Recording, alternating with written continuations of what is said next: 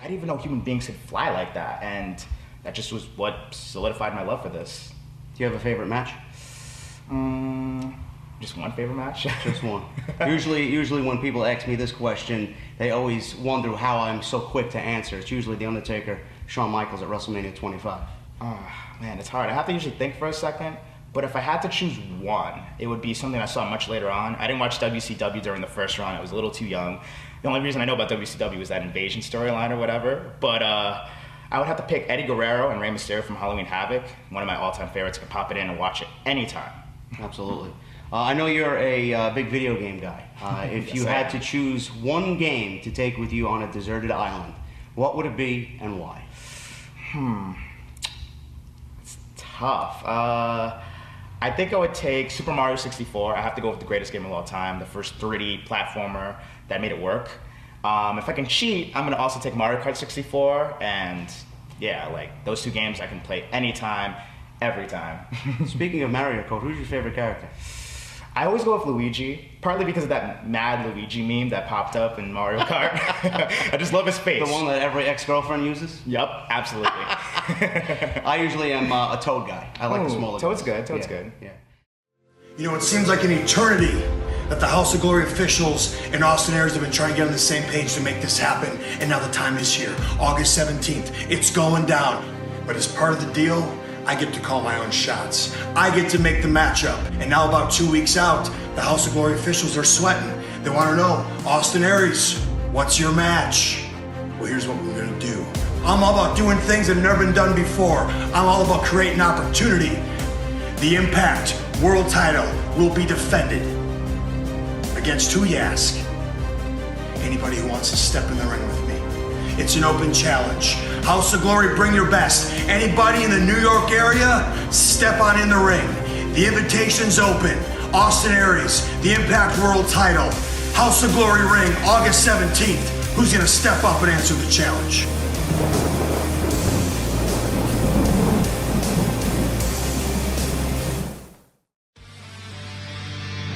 Off this shitty fucking product by coming on here and speaking the fucking goddamn truth about this fucking filth. And I can book a better show taking a fucking dump after eating my fucking Chipotle chorizo with extra cheese. I don't give a fuck what anybody has to say. Have I ever? Of course not. WWE is great, man. Fuck you, Japan, and Kenny Omega, Okada. Johnny! What is it, man? Can I suck your dick? What is it, man? And this is the #1 fucking podcast right here on YouTube.com.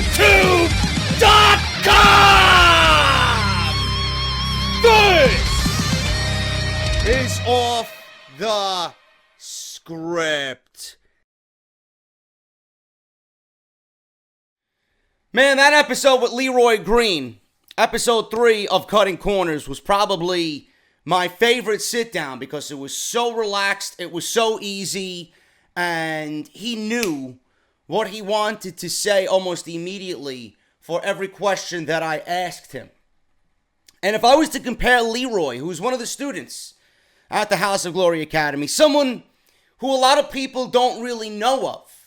He's there, he does a great job, but he's not on the map yet for House of Glory. If I was to compare him to somebody, I would say he's the Sami Zayn of House of Glory. He is the heart and soul of House of Glory. So if you guys want to go check that out, if you want to know a little bit more about him, if you want to find out more about his love for Nintendo, and if you want to hear the breaking announcement that he heard for the first time on that show, it's going to be a little theme that we do on Cutting Corners. We're going to break news and we're going to do first-time announcements. Leroy was filled in on what he's going to be doing for High Intensity 7, House of Glory's biggest show of the year, on August 17th. And you get to see his reaction for the first time to hearing what he's going to be doing, and it is a major announcement. So if you guys want to go check that out, I would appreciate a thumbs up, a comment, and a view on there, man.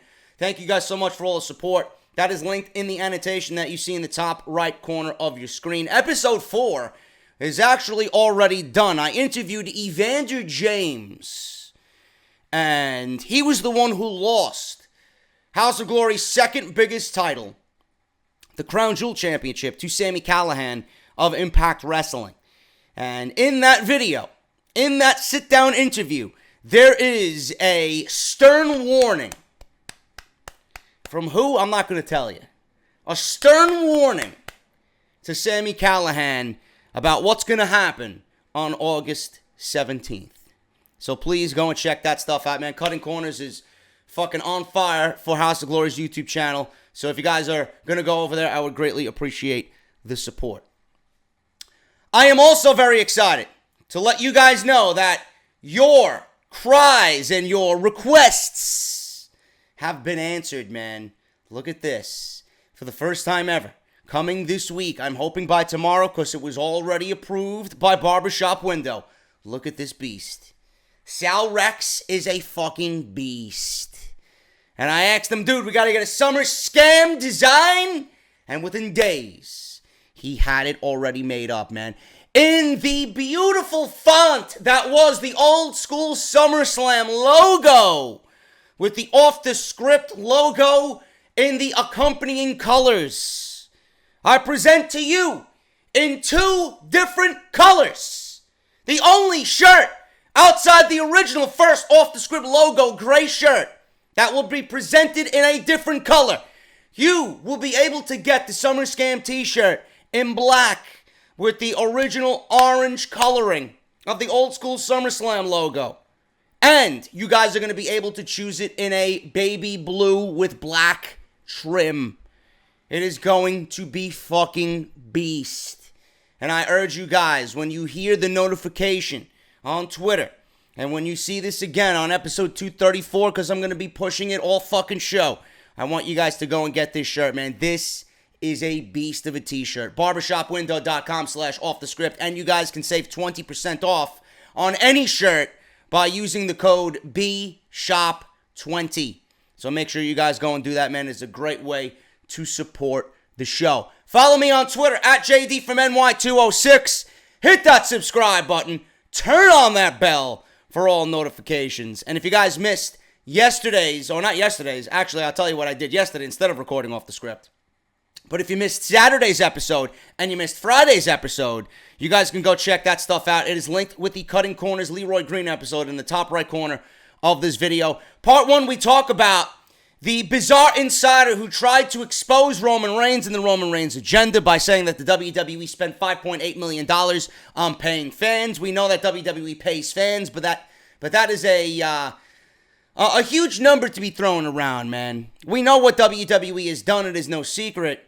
But to the amount of $5.8 million, that's a little bit bizarre and unrealistic, if you ask me. And in part 2, if you guys missed it, we did an NXT story for the top story. Aleister Black is potentially going to miss TakeOver.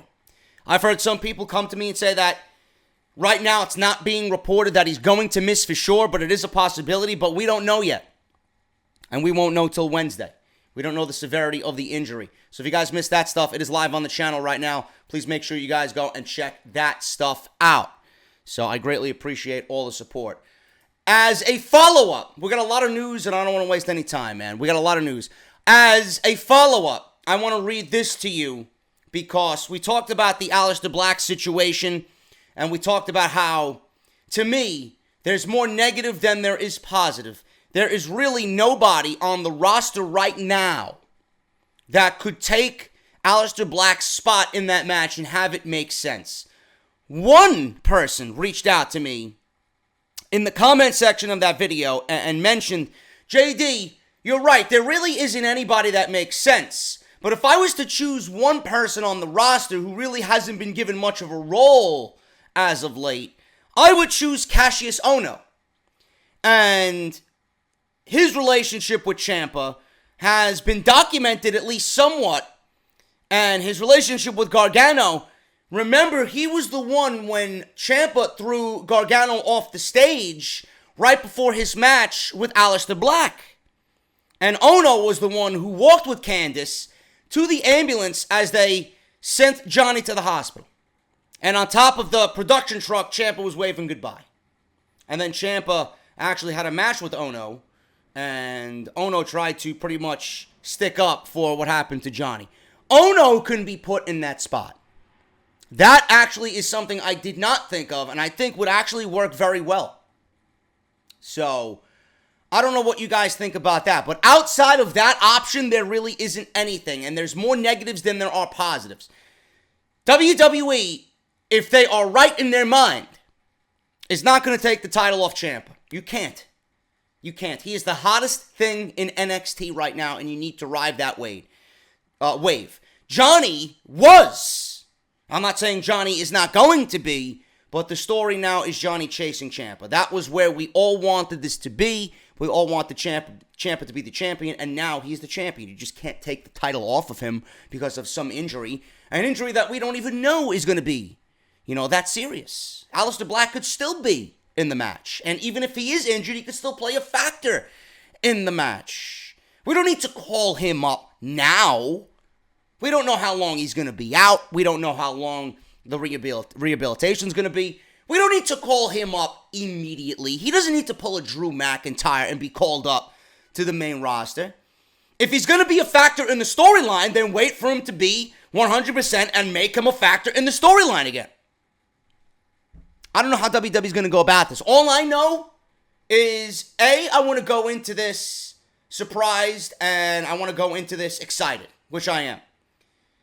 But Ciampa can't lose the championship, and you can't just plug anyone into that spot and have it make sense. I also don't want to see a one-on-one match between Ciampa and Gargano, because if you do, the likelihood of it ending is very real. And we don't need it to end right now. It would be way too soon for an unfortunate injury. I don't want Johnny to win the championship in Brooklyn. It would be way too soon, and it wouldn't be as special as if it was, dragged out just a little bit longer.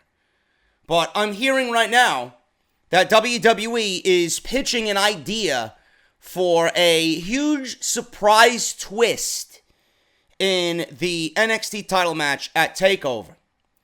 Now, I am not in agreement with this at all.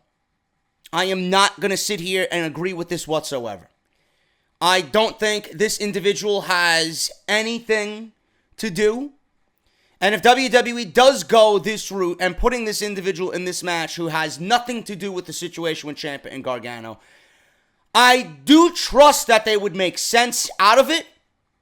And it's even all more the reason that Aleister Black's going to be called up, because he's not going to play a factor in this, and you're pretty much swapping one individual out for the other. But again, I don't need Ciampa to go into Brooklyn and lose the championship. Now, as expected, WWE is working hard to make sense of a potential injury to Aleister Black, as the triple threat match could be ditched. Remember, it hasn't even been announced yet, so WWE has an out if they want it. And give us another singles match between Ciampa and Gargano, this time for the NXT Championship. However, Dave Meltzer claims that WWE could very well throw another twist into this and have it be something that's going to have a lot of people talking, because they are already talking about this individual who just signed with the WWE. According to Meltzer's sources, he revealed on Wrestling Observer Radio this week that someone has suggested putting Matt Riddle into the title match. Although an announcement hasn't been made, it's common knowledge now that Riddle has signed a deal with the WWE, and it's thought that he will be in the audience anyway to gauge interest, just like everybody else before him. Bobby Roode, Drew McIntyre, Ricochet, EC3, Keith Lee, etc., etc. However, Meltzer added that his sources suggested that NXT is working to possibly put Riddle in the match and capture the NXT Championship in his debut match to that show and make him an instant star, while admitting he would also book that same scenario if Aleister Black cannot make NXT TakeOver Brooklyn. At the moment, it's unclear whether this suggestion has taken any life and whether the idea was shot down entirely. I don't know. On the surface, it does seem unlikely that WWE would even have Ciampa lose the championship at this point, especially since he's tied to Gargano in their own storyline. Plus, advertising a mystery man to replace Black might take some of the surprise away, as fans more than likely will already be chanting for Matt Riddle. While it's not confirmed, fans will undoubtedly have one eye on the stage to see whether or not WWE does have massive plans to kick Riddle's career off with the NXT Championship on his first night. Is it something out of the realm of possibility? Absolutely not. I could see WWE pulling something like that because it's going to get a lot of people talking, and Matt Riddle, upon entry into the WWE, would be an instant star. But what does he have to do with Ciampa and Gargano? My heart lies with the storytelling. Now, WWE could easily spin this and have Matt Riddle play the role of Aleister Black in this thing. But then you're probably going to have Ciampa beat Matt Riddle again for the title. So I don't understand that if you're going to put Matt Riddle in the match, yet want Ciampa to win the match, or put Matt Riddle in the match and have Ciampa walk out the champion, yet give Matt Riddle a loss in his first night on NXT. You don't want to do that either. And I don't want to see a singles match between Gargano and Ciampa, because then that means more than likely Gargano would probably win. Unless WWE plays a storyline into this thing where Aleister Black can make the show, but not get into a physical match. Maybe he could still be at the show.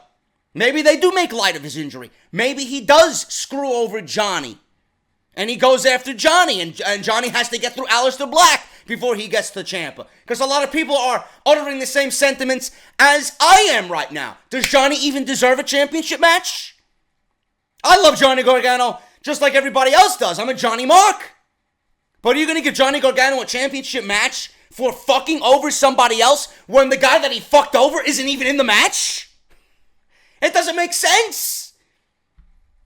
It doesn't make sense. The only thing that makes sense is a triple threat match.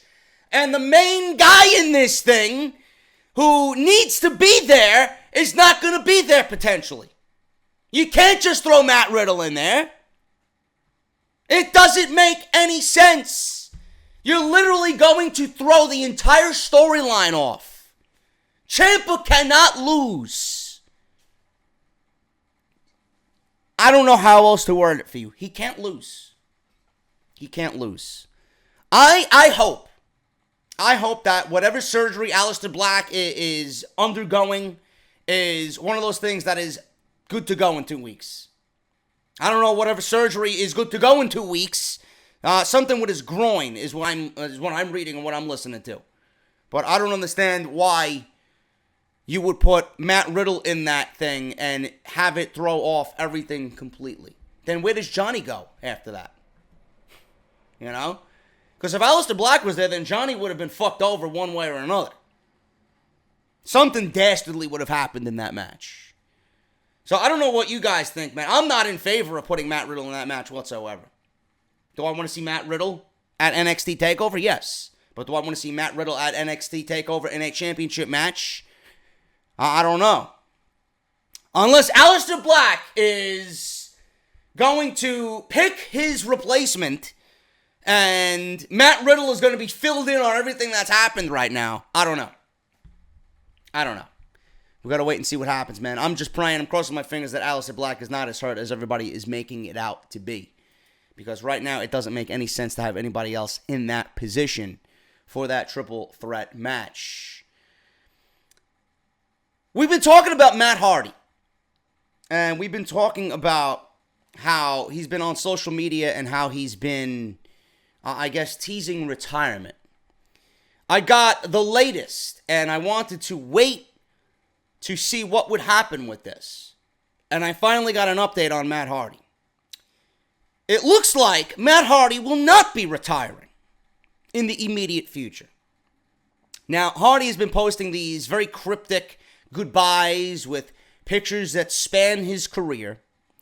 Now, Hardy just came out on Twitter this weekend and said that his lower back and his pelvis have started to fuse together. Prior to that tweet, he was posting messages that looked like he was teasing retirement.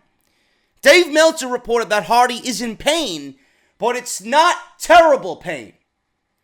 Now, I mean, take that as you will. I don't know why Meltzer would say he's not in terrible pain. How the fuck does Dave Meltzer know how much pain Matt Hardy is in? The only one who knows how much pain he is in is Matt Hardy.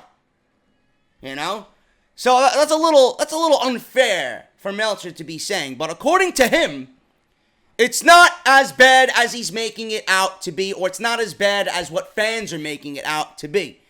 And that Hardy will be undergoing a new rehab treatment that will hopefully help him.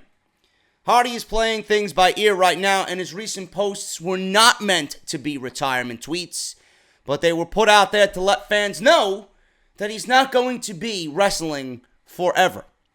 So everybody's hoping that this new rehab treatment works for him, because the back pelvis fusion sounds like something that could definitely get worse over time. No shit. Hardy attributes this to the off-the-top rope leg drops that he did during his career. The one big one was the leg drop he did on Edge from the top of the cage at Unforgiven 2005. Hardy did wrestle at this weekend's live events. First and foremost here, I want to say I apologize for coming on here and kind of ripping into the Leader of Worlds tag team with Bray Wyatt. Bray is, he's an unmotivated fucking sack of shit to begin with. WWE just fucked him up. And he's got a bunch of personal shit going on in his life that I'm sure he is having a lot of sleepless nights over. But I also lumped Matt Hardy into that situation, and I want to formally apologize for even lumping Matt Hardy into that without knowing what was going on. There's a reason why Matt Hardy was, I guess, coming off as unmotivated, or he was moving unlike a Matt Hardy, and there was no energy in any of his matches recently. Now we know why. And I want to apologize for that. I still don't really care for the Leader of Worlds tag team. I don't give a shit about the Raw tag team division, period. It's an absolute shambles right now. And I got news on how WWE is going to fix that, and they are actually going about it my way, which is surprising. Because something that I usually mention on this show usually goes unheard. Unless they're really listening to me and they're going to put it into effect. I doubt it, but it's nice to know that one of the things that I have requested is possibly coming to fruition. But I want to apologize to Matt and me saying that he's been unmotivated. Lower back and his pelvis fusing together. So that doesn't sound good whatsoever. But I hope whatever new procedure he goes through is going to work wonders on him, and it extends his career, and he is able to go about what he wants to do. I do feel like the broken, woken gimmick in WWE has not been the same. I feel like WWE has watered it down. I felt WWE was going to do this upon him coming into the WWE, and all of our fears came to be. They've watered it down. They suppressed it. It's not as special as it was in Impact Wrestling. His creativity has been put on the back burner. I don't know what the fuck they're doing right now with Matt. We want to see him go out there. We want to see him go crazy. We want to see him do shit from the Hardy compound. We want to see more, Senor Benjamin, and we want to see more Green Beans, and we want to see more Dilapidated Boat. That's what the fuck we fell in love with. You know? Have him do his own thing. I think you can trust Matt Hardy at this point to do the gimmick right. And the more bizarre it is, I think the more people will fall in love with it. What we're seeing now, people are turning away from it because it's fucking boring. There's no excitement around it. You only put Matt with Bray because you had no plans for him. You put Bray with Matt because the guy was dead in the fucking water. These are two sinking entities on Monday Night Raw. Now you put them in a tag team. You had something decent with them to start off. You gave them the tag team championships in a very predictable match, and they've done nothing since then. They've lost at every twist and turn to the fucking B team. I hope Matt gets back on a healthy road and we see the broken gimmick. But it looks like by what we're seeing here, Matt legitimately is broken. Speaking of the tag team division. You guys know, if you've been listening to me, what I would do with the tag team division. It doesn't take a fucking scientist to figure out this chemical formula. Jason Jordan. Last time I talked about Jason Jordan, Mike Johnson of PW Insider said that the guy was still not cleared. It's either he has no creative plans or he's not cleared. Whatever the story is, he's about ready to come back soon. Chad Gable is one of the most underutilized fucking guys on that roster. How you don't have anything for Chad Gable is a fucking crime. The guy has more charisma than a Jason Jordan, and I think putting Gable with Jordan makes a good team. Jordan is a great wrestler. Chad Gable is a great wrestler. WWE didn't do anything with American Alpha. Their peak was in NXT. And when they were brought to the main roster, they didn't do shit. Because they didn't book them the same way they did in NXT. They kept them off TV. They suppressed the act. They didn't give them promo time. There was no coming attractions about who they were, why they're here, and why we should care. They didn't put any effort into making people care about American Alpha. Now, lo and behold, we got Chad Gable on Raw. Jason Jordan's on Raw. Chad Gable came over from SmackDown where he was teaming with Shelton Benjamin, and now he finds himself on the same brand as Jason Jordan. Doesn't take a scientist, like I said, to figure out the fucking chemical formula. Put them together and make yourself a fucking blossoming tag team. A tag team that you could build a division around. On top of that, you got the Revival. Didn't they have one of the best feuds in NXT? You got two of NXT's former best on Monday Night Raw.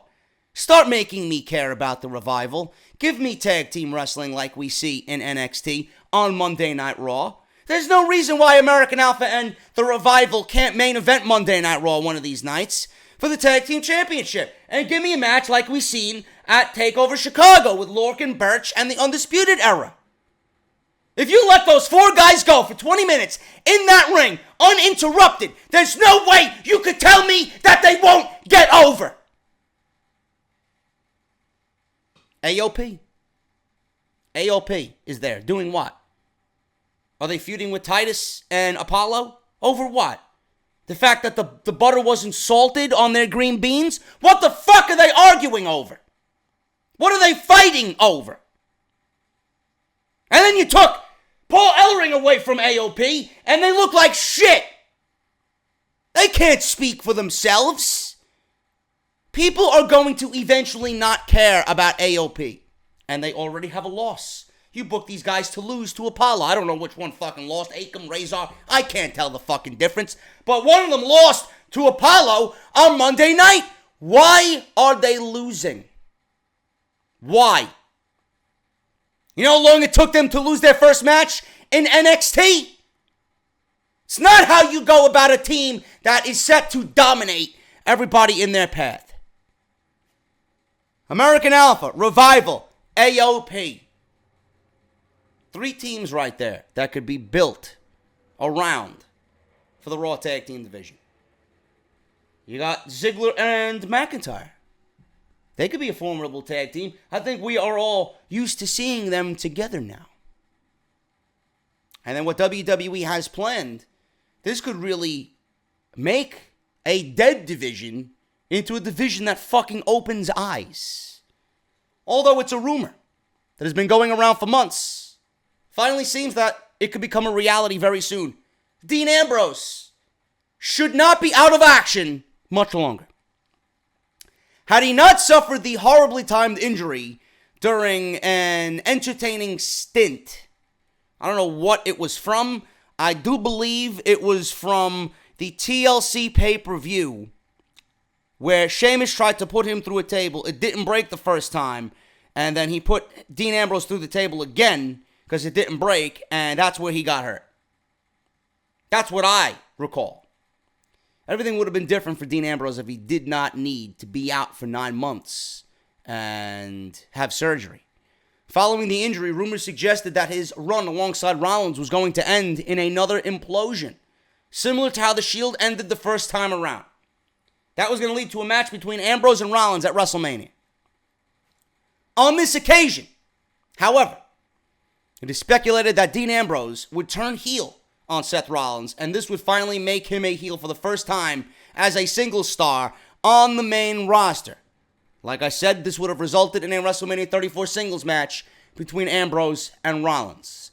Unfortunately, that did not happen. Rollins was forced to team with Jason Jordan instead before he was struck down with an injury as well. Then Rollins went into a singles run for himself, captured the Intercontinental Championship, and became Monday Night Rollins because of his in-ring work. Since then, Rollins was an absolute monster on a tear, Intercontinental Championship. Now fans are wondering exactly where Ambrose is going to fit in when he comes back. Early rumors are suggesting that he was spotted at the Performance Center and suggested that he was going to be thrown into the main event scene and a contender for the Universal Championship. However, sources now have revealed that the current plan is for Dean Ambrose, and they want him to return as a main event heel. Now, I don't know how WWE is going to go about this, but certainly with what I'm going to read to you, it definitely could happen, and it could be great if it does happen. Instead, Ambrose for now, before getting to that main event level heel role, Ambrose is supposedly going to return to even the odds, and it may happen at SummerSlam. This is why they did not add Drew McIntyre to the match yet. We are a week and a half out from SummerSlam. We are going to get Rollins and Ambrose in a possible reuniting to go against Ziggler and McIntyre. And that's going to happen when Rollins and Ziggler have their match at SummerSlam and McIntyre gets into the match and gets into the fold again. That's when we will see Dean Ambrose. So, Ambrose is going to return to even the odds. However, Ambrose is still 6 weeks away from returning to action. So a SummerSlam appearance could be, but it may not be a physical one. This allows the tag team feud to continue between Rollins, Ambrose, Ziggler, and McIntyre, while it also may allow Ambrose to ease back into the physical aspect rather than a singles feud right off the bat. This links with the report from Wrestling Observer's Brian Alvarez earlier this week. He revealed that WWE has now decided to bring back Jordan and have him reunite with Chad Gable, like I said, to reform American Alpha. This allows Ambrose to team with Rollins, and then this would put to bed the rumors that Rollins and Jordan were going to be teamed back together, because with Jordan coming back, WWE had no other plans but to pair him up with Rollins again. However, with Ambrose comeback, this allows Rollins to even the odds against Ziggler and McIntyre, and it seems as if WWE isn't diverting from their initial plans, as the long-term projection is still for Ambrose to switch from a face to a heel to eventually battle Rollins. I love it. I think this is fantastic. Number one, you don't throw McIntyre into that. I'm not ready for McIntyre to go against Ziggler yet, or betray Ziggler, or turn on Ziggler, or split from Ziggler, however you want to fucking coin the phrase. I'm not ready for that. The money is in the weight. The money is in the weight. You could do a double turn. When the time is right, you do a double turn. You have McIntyre turn on Ziggler. Ziggler will remain heel. McIntyre can become babyface, whatever you want. I mean, I enjoy McIntyre as a heel, but either way, the guy can do both. You know, you do a double turn when the time is right. McIntyre can turn on Ziggler. And we have Ambrose turning on Rollins. Not only having all four of these guys, we're going to get great tag team matches out of it. We're going to get a possible tag team title run between Rollins and Ambrose again. And you need something to really facilitate the heel turn. And it's a great story to tell. Because Ambrose is going to come back as a babyface. You're not going to have him come back and have him be booed. He's going to come back. He's going to receive a big babyface pop. People missed him. So let him play that little role for a little bit.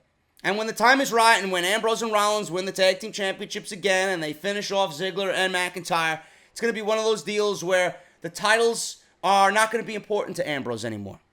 He's going to realize as time goes on that Rollins is going to be there, and every time he looks at Rollins, it's going to be, man, you fucked me out of 9 months of my career. WWE can easily turn the injury into Rollins' fault. And that could happen, and we can see the heel turn that I wanted last year with Ambrose happen this year. And it's going to be the same way that the Shield broke up. Ambrose is going to turn on Rollins, and we're going to get those guys go at it one-on-one. I love it. I think this is great. Ambrose Rollins, you got 2/3 of the Shield. Ziggler McIntyre. We got the Revival, AOP, American Alpha. You got the Ascension if you want to use them. The B Team, I'm over the B Team. Rhino and Slater, whatever the case may be. Those 5 teams, those 5 solid teams right there. That's enough to build a division around for the third and fourth quarter of this year. If you can't book those 5 teams in engaging matches and feuds, then something is wrong with this company. I love it. I think this makes perfect sense. Ambrose coming back, like I said, having him immediately turn on Rollins, I want it to be something that's built up. And I'm not ready for McIntyre and Ziggler to be split up yet either, because the money in that split up is the weight. And I don't think anything's really happened yet or transpired that would force a breakup. Nobody's holding McIntyre back. Nobody's holding McIntyre back from having a singles run. He can do whatever the fuck he wants. Nobody's holding McIntyre back from battling for the Universal Championship if it's back on Monday Night Raw. Or battling for supremacy or a spot on Monday Night Raw. He can do whatever the fuck he needs to do. There's no reason to turn against Ziggler. Ziggler's not holding you back per se. It's just a situation where he has your back and you have his.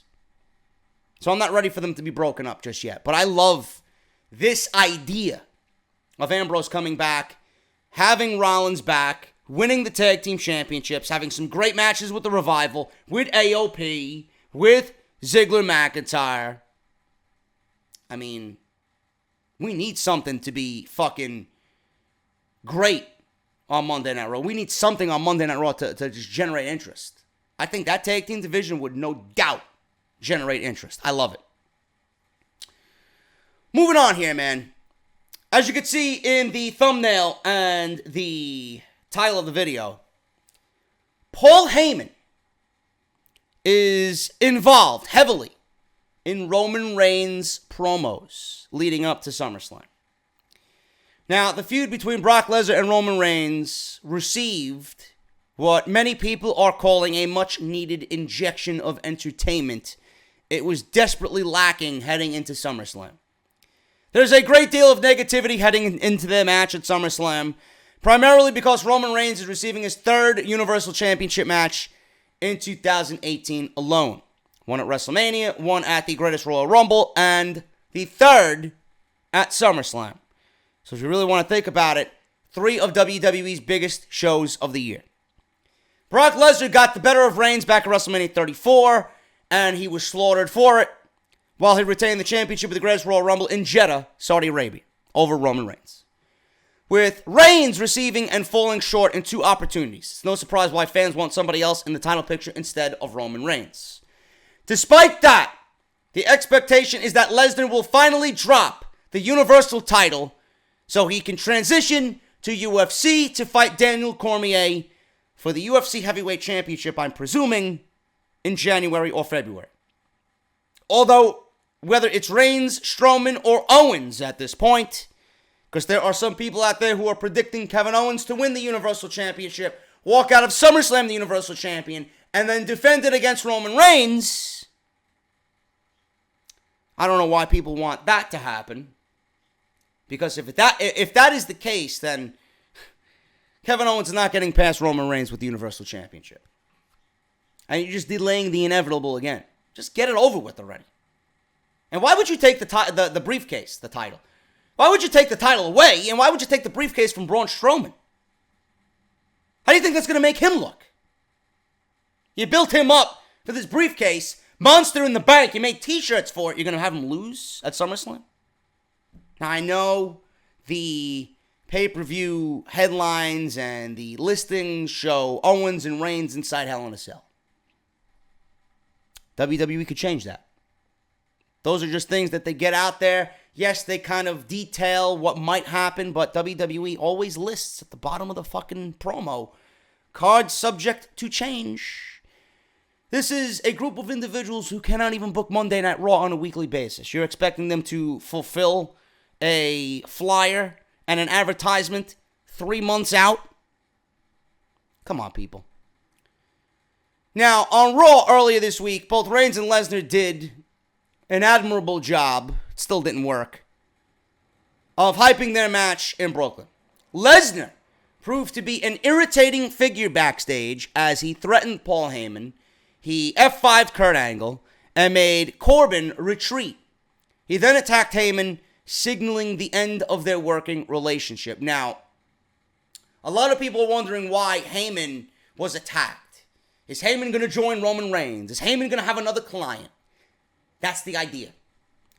If Heyman did not get attacked, and Heyman was still with Lesnar, and Lesnar is rumored to lose the Universal Championship, then Heyman would probably have to be off TV with Lesnar because they are a duo.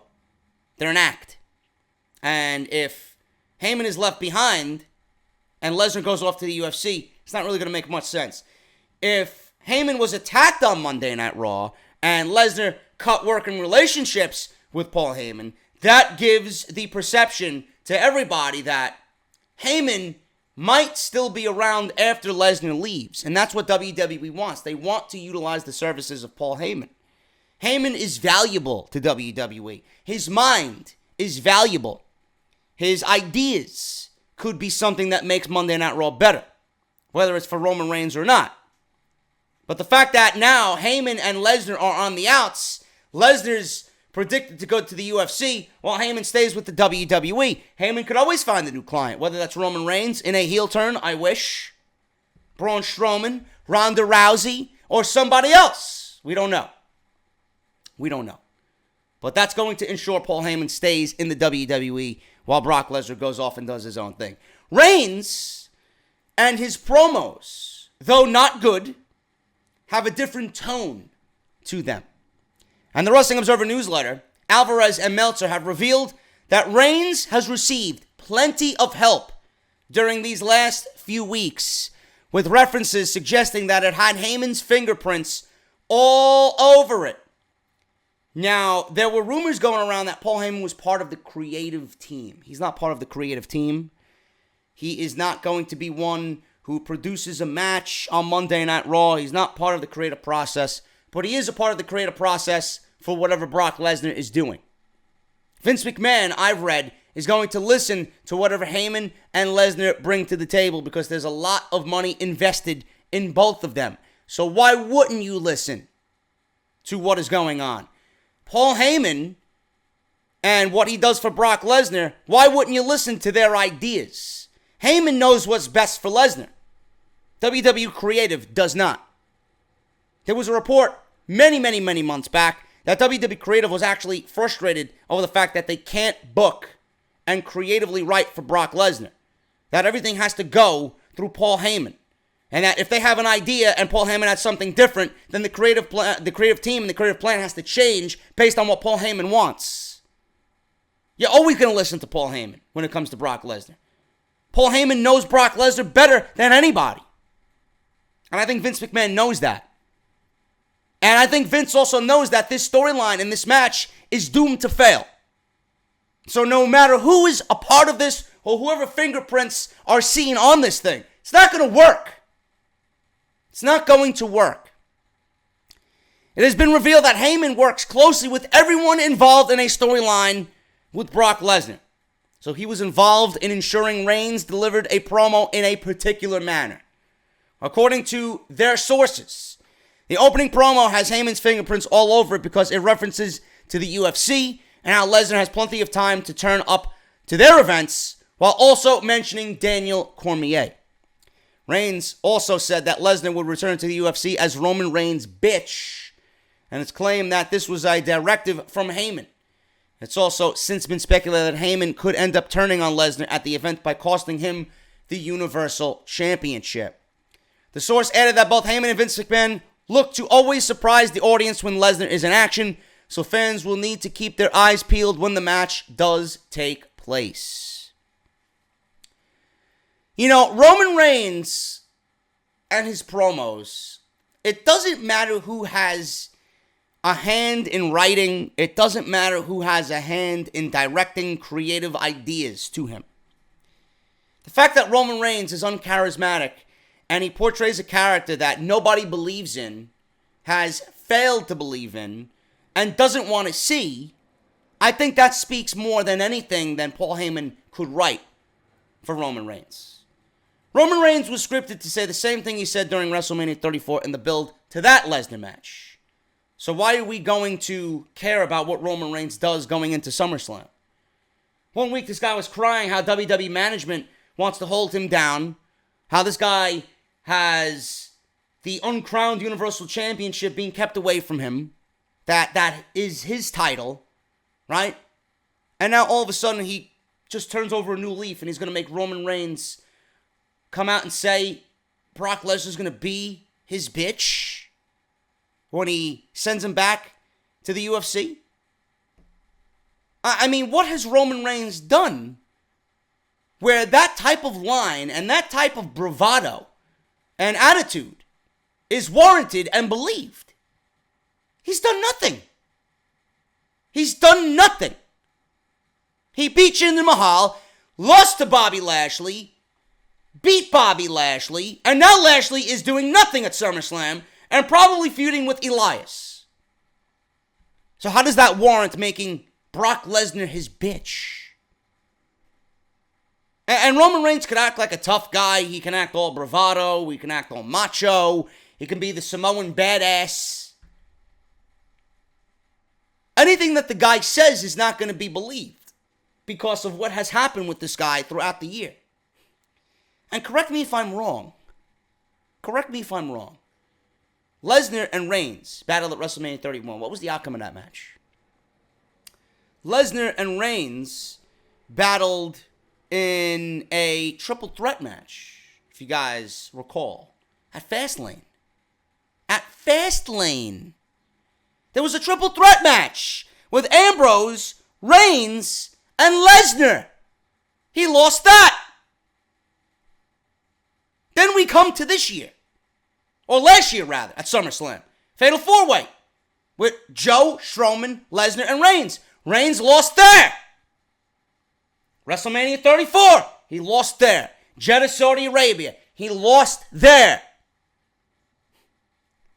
And now I'm to believe that Roman Reigns is going to make Brock Lesnar his bitch? If history has anything to say about it, I think history is laughing in the corner. LOL. I think history has the fucking laughing, crying emoji above its head. Why would anybody believe Roman Reigns is going to make Brock Lesnar anything? It's fucking stupid. Heyman, Vince, me, the fucking top paid Hollywood writer. The highest paid Hollywood writers could write for this fucking guy. Not going to make him believable. Because Roman Reigns' history has come back to haunt him. The only ones who believe and invest in this fucking uncharismatic, unbelievable fucking character that is Roman Reigns are the people who are idiots. They don't have a brain. They live on social media. They believe everything they read, see, and hear. Meanwhile, the cries of everybody else that are watching this product to have somebody else in this situation go unheard. I don't give a fuck what happens at SummerSlam. I don't give a shit who Paul Heyman aligns himself with. I don't care how Heyman is scripting Lesnar's and Reigns' storyline or Reigns' promos. I don't care. I don't care. I love Heyman to death. I think Heyman is one of the most brilliant minds that WWE has at their fingertips right now. But even Heyman is not going to get Roman Reigns over. I'm sorry.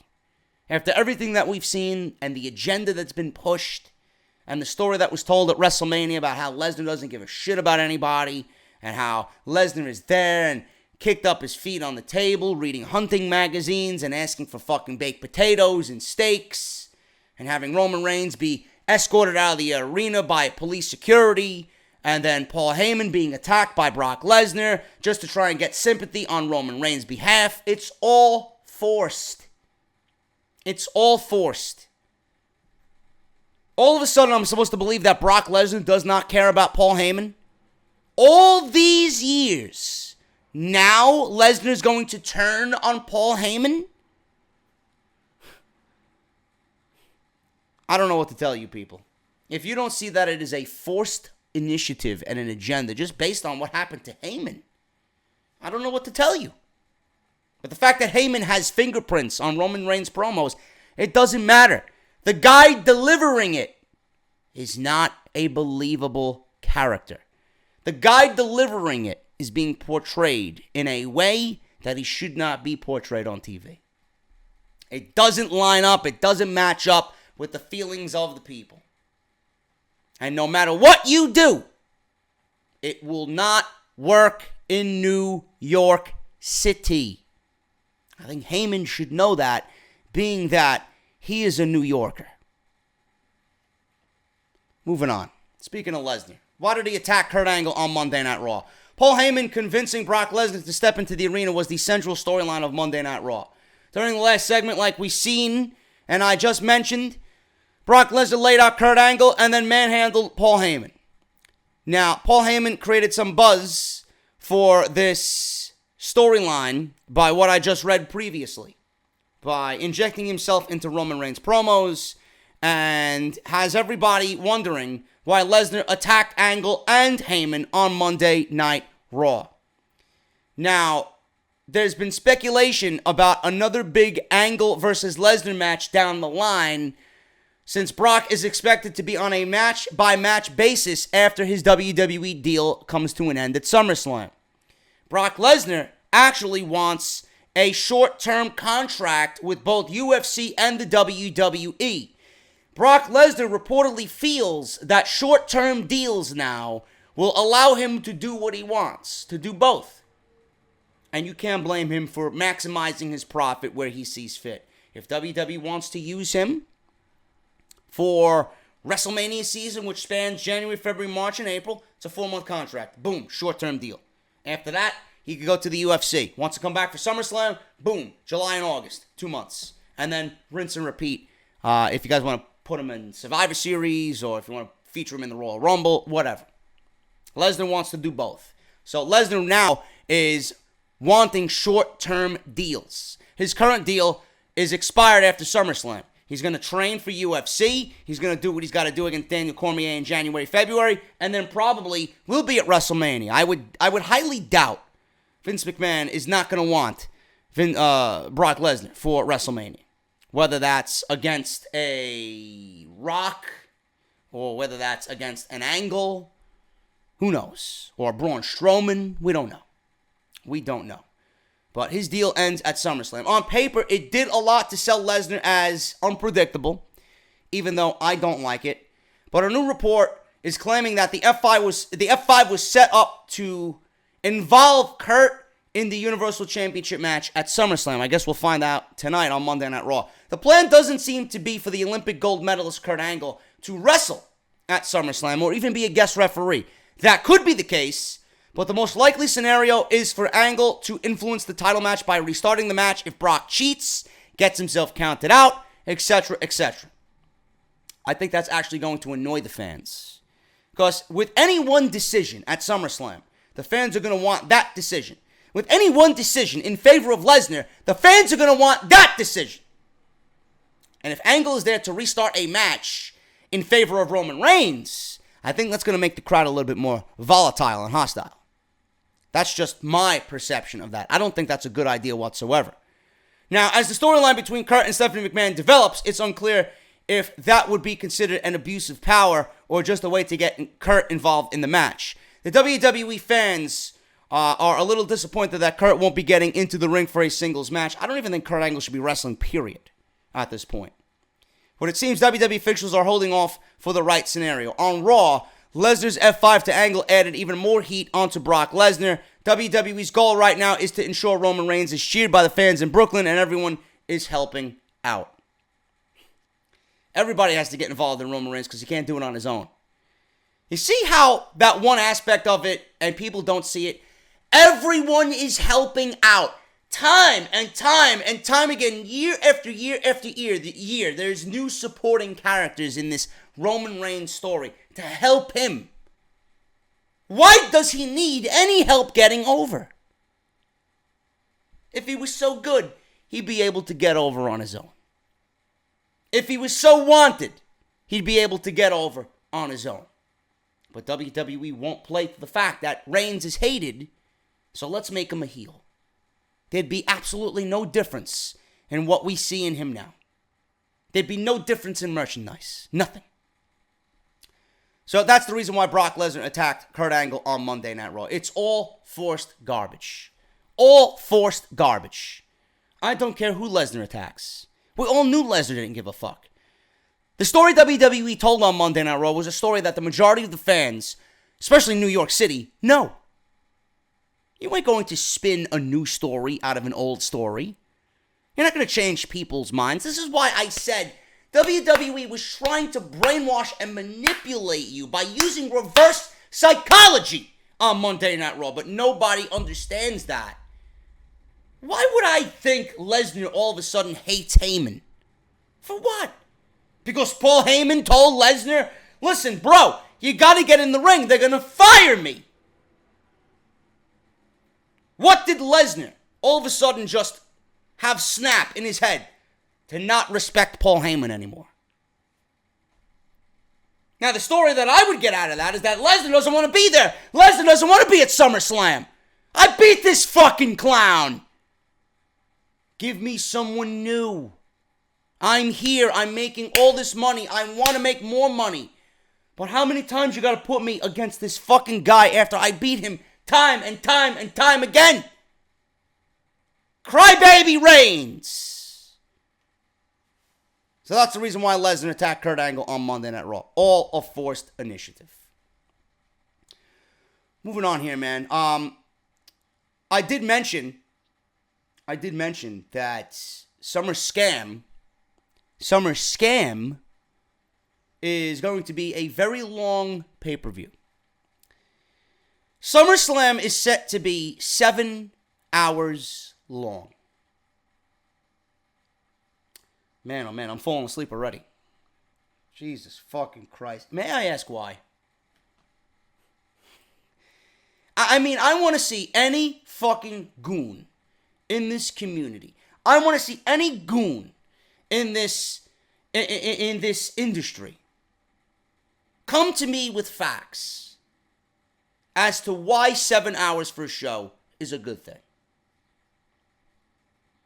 If you're going to the show, do you want to be sitting there for 7 hours? How much could you legitimately drink for 7 fucking hours? How much could you stand with WWE's mediocrity for 7 fucking hours?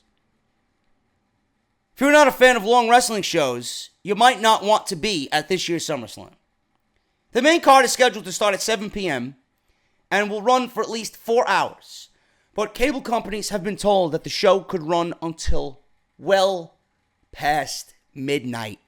If you add the kickoff show, you might be sitting in front of a screen for 7 hours on August 19th. This is the updated card for the show, people. I want you to tell me, is it worth 7 hours? Lesnar versus Reigns for the Universal Championship. AJ Styles versus Samoa Joe for the WWE Championship. Bliss versus Rousey for the Raw Women's Championship. Carmella, as of right now, because I fully expect WWE to take my idea that I proposed on SmackDown Live Review with Asuka. Carmella, Becky, and Charlotte in a triple threat for the SmackDown Live Women's Championship. IC title, Ziggler versus Rollins. US title, Nakamura versus Jeff Hardy. Randy Orton has not been announced for that match yet. The Bludgeon Brothers, which I hope they go against The Bar. Pre-show match, no question. Strowman versus Owens in a Money in the Bank briefcase match. Cruiserweight Championship, Cedric Alexander versus Drew Gulak. Pre-show match, no question. Daniel Bryan versus The Miz. Not official, but definitely going to be added. Other matches that could be added to the show. Rusev versus Andrade Cien Almas, or Rusev and Lana versus Almas and Vega. Baron Corbin versus Finn Balor. The B-Team versus The Revival versus the Deleter of Worlds in a triple threat match for the Raw Tag Team Championship. At this point, Bayley and Sasha Banks not happening, being that they are the boss and hugger connection. I think I just gave myself an unknown disease by just uttering that fucking team name. They may hold off on anything Bayley Sasha Banks related until Evolution in October. Bayley and Sasha Banks missing SummerSlam. Man, did WWE miss the boat on that. Now, but you want to give me the hugger and boss connection. Sure. If I'm in a creative room with these fucking guys, I'm pointing and laughing at you hysterically. That's just awful. Absolutely god-awful. Ladies and gentlemen, that is SummerSlam. That is SummerSlam. Now, SummerSlam is happening on August 18th. And if you guys want to go to SummerScam, make sure you guys just wear appropriate clothing. That's all I have to say to that. That is just god-awful. That is absolutely fucking god-awful. That's not SummerSlam to me. That is not SummerSlam to me at all, let alone a 7-hour show. I don't want to do anything for 7 hours except sleep. That's what WWE's going to be doing to their fucking fans after this fucking show. Or during this show. Never mind after. During the show. How does Finn Balor and Baron Corbin warrant a SummerSlam match? Look at that tag team title match for Monday Night Raw. Are you fucking kidding me? Everything else on this show is just There's not one match out of Styles and Joe that I legitimately fucking care about. Not one. Most of this shit are rematches. Rematches. Ziggler Rollins, Nakamura Hardy, Strowman Owens, Balor versus Corbin, Rusev versus Almas. I hope it's the mixed tag team match. Right? And Becky, Charlotte, Carmella. They're probably going to add Asuka to that. Rousey and Bliss. If it doesn't end in 30 seconds, I don't give a shit. Lesnar Reigns. Come on, man. The only other match I give a shit about outside of Joe versus Styles is Bryan versus Miz. And that mostly has to do with his contract negotiations than anything. And the fact that I think they're going to give me a great match. I do think it's too early, but I do think they will give us a great match. Speaking of Asuka for SummerSlam, I know I mentioned this on SmackDown Live Review, and I would not be surprised if WWE does this on SmackDown Live. Now, local advertisements for this week's episode of SmackDown Live at the Amway Center in Orlando, Florida, have Asuka versus Carmella in a non-title match listed. This has actually led to speculation that there might be a change to the SmackDown Women's title match at SummerSlam, because how you can have Bayley, Sasha, and Asuka not on SummerSlam, I mean, what the fuck is this company doing? So there's speculation now that the women's title match right now for SmackDown Live at SummerSlam, that WWE booked Charlotte and Becky against Carmella on the last 2 episodes of the show. They would book Asuka versus Carmella, and if Asuka wins and beats Carmella, because she bragged how she beat Asuka and Charlotte twice, if Asuka could beat Carmella, finally, she would get another crack at the Women's Championship, tie up loose ends in that storyline, get another title shot, and hopefully walk out of the match as SmackDown Live Women's Champion.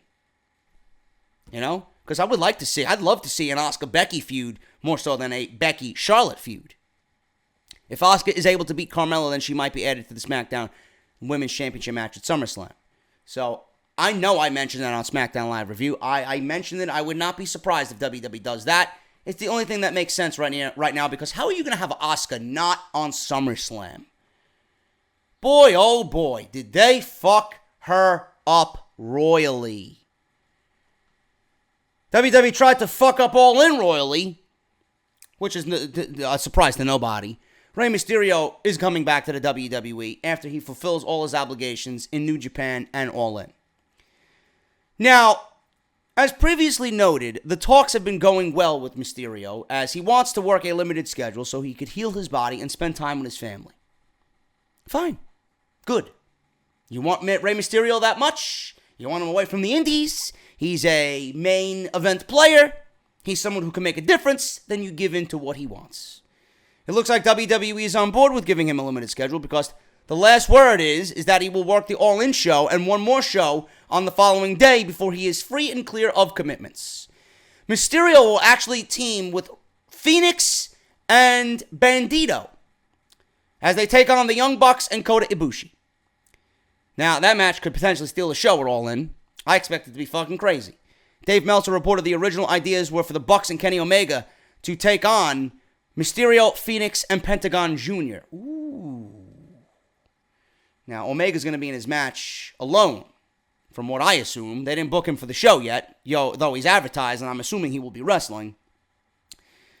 Now, Meltzer is reporting that there is a push to get him back before All In to keep him off that show. But clearly that's not happening. So WWE tried to stop Mysterio from going to All In. Now, WWE is expected to go after more top talent in the indies in the coming months. Reported this week that WWE has made offers, or at least interests. They can't make offers because Pentagon and Phoenix, I think, have 3-year deals on their Lucha Underground contract. They've made interest in Phoenix and Pentagon Jr., but they are still contracted under Lucha Underground. Can you even fucking fathom or picture Pentagon and Phoenix in WWE? I don't even want to think about it. What are you going to do with Phoenix? The guy is fucking fantastic. What, are you going to put him on 205 Live? I could see Pentagon Jr. in NXT, but can you imagine Vince McMahon booking? Oh my God, I just give myself fucking cold chills, nightmares. Can you imagine Vince McMahon and Kevin Dunn and Raw Creative, SmackDown Creative booking Pentagon Jr.?